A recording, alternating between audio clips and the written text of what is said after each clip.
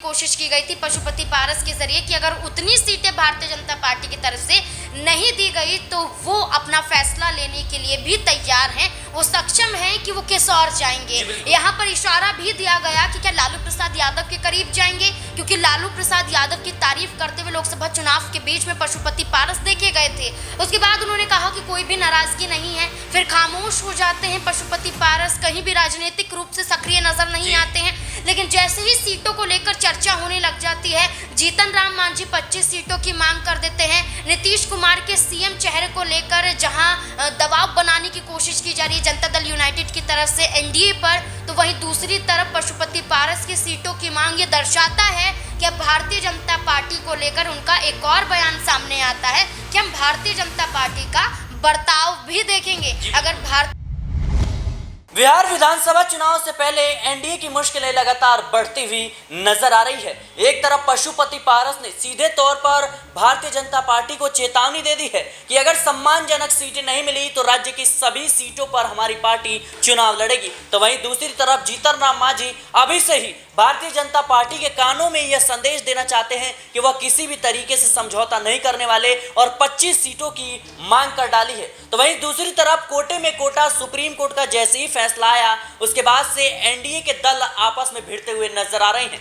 आपको बता दें कि नीतीश कुमार की जेडीयू और जीतन राम मांझी की हिंदुस्तानी अवाम मोर्चा सुप्रीम कोर्ट के फैसले का स्वागत कर रही है। तो वहीं दूसरी तरफ देखा जाए तो चिराग पासवान लगातार दलितों को साधने के लिए सुप्रीम कोर्ट के फैसले से असहमत नजर आ रहे हैं। तो कहीं ना कहीं बीते दिनों जिस तरीके से पासवान समाज के लोगों ने अपनी मांगों को लेकर के प्रदर्शन किया, उसके बाद से लाठीचार्ज उनके ऊपर हो जाता है और सीधे तौर पर पासवान समाज के लोग नीतीश कुमार को चेतावनी देते हैं कि इसका नतीजा नीतीश कुमार को आने वाले विधानसभा चुनाव में भुगतना पड़ेगा। तो दूसरी तरफ देखा जाए तो चिराग पासवान लगातार इस कवायद में जुटे हैं कि दलित और मुस्लिम वोट बैंक उनसे छिटके ना, और इसी को लेकर के लगातार एनडीए में जो है संघर्ष का दौर शुरू हो चुका है। लेकिन क्या वाकई में अब एनडीए बिहार विधानसभा चुनाव से पहले एनडीए में जो है फूट पड़ती हुई नजर आएगी? क्या एनडीए जो है टूटता हुआ नजर आएगा? यही तमाम सवाल हैं। इन सवालों के जवाब हम नाज़मीन से जानने का प्रयास करेंगे। नाज़मीन, कैसे देख रहे हैं आप? जिस तरीके से देखा जाए तो कई परिस्थितियां खुलकर इस वक्त एनडीए में सामने आ रही हैं। पहले भी देखा गया कि जीतन राम मांझी ने खुले तौर पर कहा कि भाई हमें 25 सीट चाहिए, हम किसी भी कीमत पर समझौता नहीं करने वाले हैं। वहीं दूसरी तरफ देखा जाए तो पशुपति पारस ने अभी से ही चेतावनी देने शुरू कर दी है। कैसे देख रही हैं आप? देखिए, अगर हम यहाँ पर राष्ट्रीय लोक जनशक्ति पार्टी की बात करें तो यह साफ तौर पर नजर आता है कि बिहार में कुल मिलाकर विधानसभा सीटें 243 हैं। अब 243 की सभी सीटों पर चुनाव लड़ने का दावा करते हैं, मीडिया के सामने आते हैं और ये दावा करते हुए नजर आते हैं कि सभी सीटों पर अपनी पार्टी के तहत प्रत्याशी उतारेंगे। वो प्रत्याशी जो लोकसभा चुनाव में नहीं उतारे गए। विधानसभा चुनाव की बात करें पिछले, तो चिराग पासवान के साथ ये पशुपति पारस थे। जब रामविलास पासवान के जरिए देखा जाए तो दो धड़ में ये दल बढ़ता हुआ नजर नहीं आया था, तब एक ही था। उस दौरान भी 4 से 5 सीटों पर चुनाव लड़ा गया था विधानसभा का लोजपा की तरफ से। लेकिन अब पशुपति पारस सभी की सभी सीटों पर मांग कर रहे हैं और एनडीए के घटक दल भी हैं और केंद्रीय मंत्री भी रह चुके हैं। लेकिन केंद्रीय मंत्री पद से इस्तीफा लोकसभा चुनावों के बीच में उन्होंने दे दिया। लेकिन अब आप देखिए कि एनडीए का हिस्सा है, लेकिन एनडीए का हिस्सा रहने के साथ साथ वो 243 सीटों पर कैसे दावा कर सकते हैं? ये सबसे बड़ी बात है कि उन्होंने अभी से बिगुल छेड़ दिया है कि मैं बगावत करने के लिए तैयार हूँ। यानी कि अगर भारतीय जनता पार्टी ने सहमति नहीं जताई तो वो अगला फैसला जनवरी के महीने में ले सकते हैं। और उन्होंने खुले तौर पर कहा था कि भाई अभी हम एनडीए के साथ हैं, लेकिन भविष्य किस ओर जाएगा ये समय बताएगा। तो क्या ये सीधे तौर पर अब दिल्ली को चेतावनी है? देखिए, बिल्कुल यहाँ पर चेतावनियां पशुपति पारस दे रहे हैं। लोकसभा चुनाव के बीच में भी उन्होंने चुनौतियां दी थी भारतीय जनता पार्टी को कि अगर सीटें नहीं देती हैं तो हम अपना फैसला लेने के लिए तैयार हैं। देखिए, पशुपति पारस की बात करें तो लोकसभा चुनाव के बीच में भी उन्होंने भारतीय जनता पार्टी को चेतावनी दी थी। अगर भारतीय जनता पार्टी जितनी सीटों की मांग पशुपति पारस कर रहे थे, 5 से 6 सीटों की मांग लोकसभा चुनाव के बीच में की गई थी और ये दबाव बनाने की कोशिश की गई थी पशुपति पारस के जरिए कि अगर उतनी सीटें भारतीय जनता पार्टी की तरफ से नहीं दी गई तो वो अपना फैसला लेने के लिए भी तैयार हैं, वो सक्षम हैं कि वो किस ओर जाएंगे। यहाँ पर इशारा भी दिया गया कि क्या लालू प्रसाद यादव के करीब जाएंगे, क्योंकि लालू प्रसाद यादव की तारीफ करते हुए लोकसभा चुनाव के बीच में पशुपति पारस देखे गए थे। उसके बाद उन्होंने कहा कि कोई भी नाराजगी नहीं है, फिर खामोश हो जाते हैं पशुपति पारस, कहीं भी राजनीतिक रूप से सक्रिय नजर नहीं आते हैं।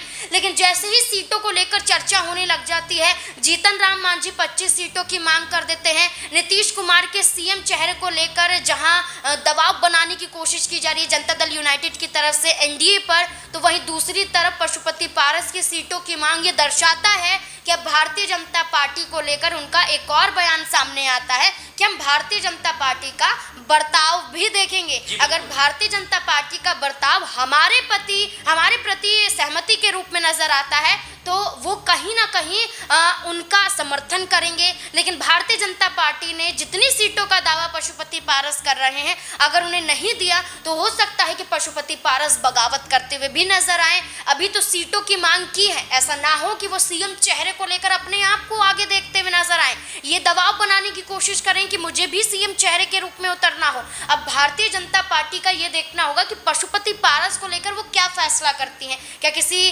राज्य के राज्यपाल बनाए जाएंगे या फिर लोकसभा चुनाव में जिस तरीके से दरकिनार किए गए थे उस तरीके से फिर से पशुपति पारस को दरकिनार किया जाएगा। लेकिन चिराग पासवान का जिक्र कर लेते हैं। देखा जाए तो जो पासवान समाज के लोग हैं वो लगातार प्रदर्शन कर रहे हैं अपनी मांगों को लेकर के, लेकिन उनके ऊपर लाठीचार्ज कर दिया जाता है। उसके बाद से चिराग पासवान पर भी सवाल उठते हैं कि भाई हमने चिराग पासवान का समर्थन किया, चिराग पासवान को हमने उनके राजनीतिक मुकाम पर पहुंचाया, लेकिन आज देखा जाए तो चिराग पासवान उनकी आवाज नहीं उठा रहे हैं। हालांकि चिराग पासवान की तरफ से लगातार इस बात के दावे किए जा रहे हैं कि उन्होंने सीएम नीतीश कुमार से मुलाकात की है और अपनी बातों को रखा है। लेकिन अब जिस तरीके से परिस्थितियां बन रही हैं, सुप्रीम कोर्ट का फैसला आया जिसमें एसटी और एससी में भी क्रीमी लेयर का प्रावधान किया जाएगा और इसके कहीं ना कहीं विरोध में चिराग पासवान कहते हैं कि मैं इस फैसले से असहमत नहीं हूं। जब तक समाज में छुआछूत जैसी प्रथाएं रहेंगी तब तक इस तरह के फैसले जो है वाजिब नहीं है और उन्होंने सुप्रीम कोर्ट से पुनः विचार करने की मांग कर दी। वहीं जीतन राम मांझी लगातार इस बात की समर्थन कर रहे हैं, जेडीयू लगातार इस बात का समर्थन कर रही है और कह रही है कि भाई हमने तो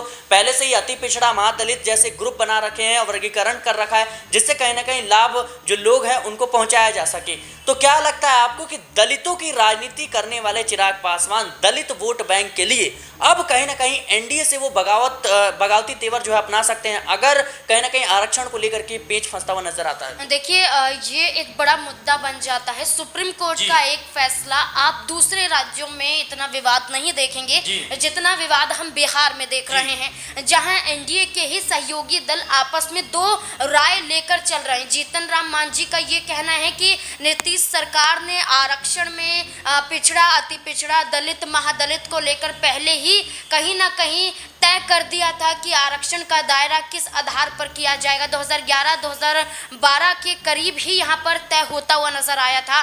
नीतीश कुमार ने जो सुप्रीम कोर्ट का फैसला था ये बिहार में पहले ही लागू करने की बात की गई थी, बल्कि इसके खिलाफ भी एक याचिका दाखिल सुप्रीम कोर्ट में की गई थी जिसको खारिज कोर्ट की तरफ से किया गया था। अब क्रीमी लेयर लगाने का मतलब ये है कि आरक्षण का दायरा भी SC/ST में कहीं ना कहीं तय किया जाएगा, यानी कि दायरा सीमित किया जा सकता है। क्या लगता है आपको कि एनडीए में कहीं ना कहीं इसका असर देखने को मिल सकता है? देखिए एनडीए में असर देखने को नहीं मिल रहा है, बल्कि अब कहीं ना कहीं यही फूट का कारण बन रहा है। अब देखिए चिराग पासवान जहां फिर से कहते हुए नजर आते हैं कि सुप्रीम कोर्ट में जाएंगे, एक और पुनर्विचार याचिका दाखिल करते हुए नजर आएंगे, जहां तेजस्वी यादव ये कहते हैं कि आरक्षण का दायरा कम से कम 75% होना चाहिए, जहां 50% राज्य में ये दायरा सेट किया जाता है। तो आरक्षण का मुद्दा सबसे ज्यादा बिहार में गरमाया है, क्योंकि नीतीश कुमार की सरकार के दौरान जातीय जनगणना हुई। इसी जनगणना के आधार पर आरक्षण के दायरे को सीमित करने के साथ साथ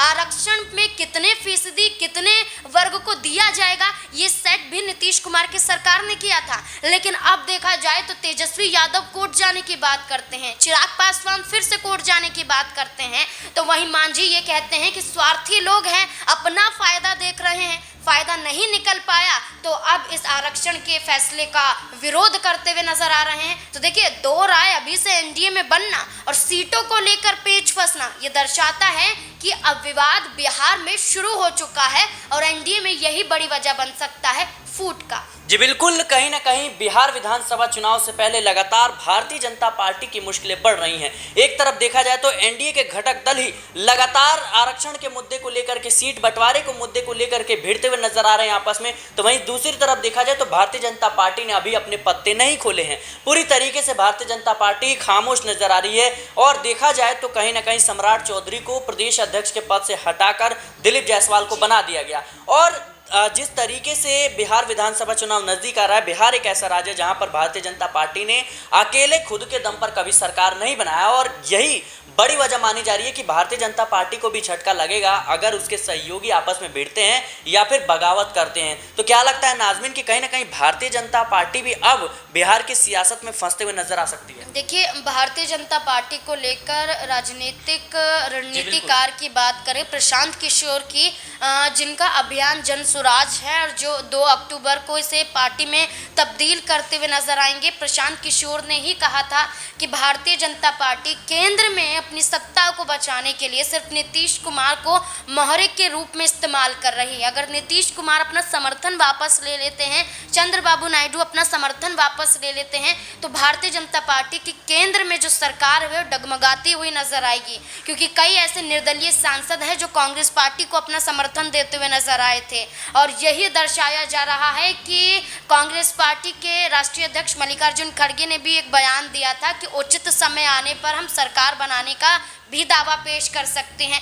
तो ये दर्शाता है कि नीतीश कुमार जो हमेशा से बिहार में पलटू राम कहे जाते हैं, वो भारतीय जनता पार्टी का खेल भी बिगाड़ सकते हैं। और भारतीय जनता पार्टी का खेल तो खुद उनके पूर्व सांसद, खुद उनके यहाँ पर नेता बिगाड़ते हुए नजर आ रहे हैं। जहाँ पूर्व सांसद अश्विनी चौबे कहते हैं कि भारतीय जनता पार्टी को अपने नेतृत्व में चुनाव लड़ना चाहिए। ये दर्शाता है कि सहयोगी दलों की नाराजगी बढ़ती हुई नजर आएगी, खास तौर पर जनता दल यूनाइटेड की नाराजगी बढ़ेगी, जिसे साधे रहना भारतीय जनता पार्टी के लिए बेहद ज़रूरी बन जाता है। साथ ही साथ आप ये देखिए कि सम्राट चौधरी से जब प्रदेश अध्यक्ष पद छीन लिया जाता है, दिलीप जायसवाल को बनाया जाता है, उस दौरान सम्राट चौधरी भी मजाकिया अंदाज में ये कहते हैं कि मुझे लगा था कि दिलीप जायसवाल 70 पार के हो चुके हैं और भारतीय जनता पार्टी में 70 पार के जो नेता हैं उनका कोई वजूद नज़र आता ही नहीं है। लोकसभा चुनाव में खुद भारतीय जनता पार्टी ने साबित किया था कि 70 पार के लोगों को चुनाव नहीं लड़ने दिया जाएगा।